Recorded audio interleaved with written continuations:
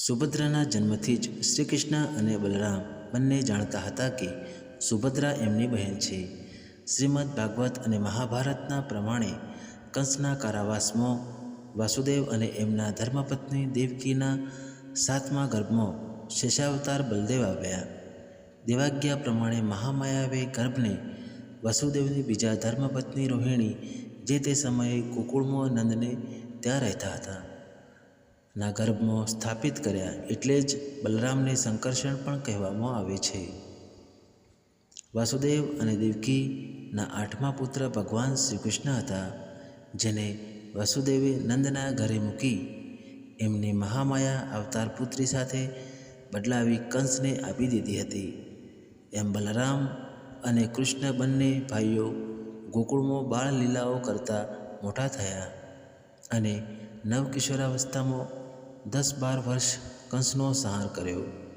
શ્રી કૃષ્ણએ મથુરાને રાજ પોતાના નાના ઉગ્રસેનને આપી વસુદેવ અને દેવકીને કારાગારમાંથી મુક્ત કર્યા. વસુદેવ પણ એમની પત્નીઓ દેવકી અને રોહિણી સાથે સુખેથી રહેવા લાગ્યા. હવે બલરામ અને કૃષ્ણ બંને શિક્ષણ અને બીજી કામગીરી વ્યસ્ત થઈ ગયા. એ જ સમયે વાસુદેવ અને રોહિણીને એક પુત્રી થઈ, જે સુભદ્રા છે.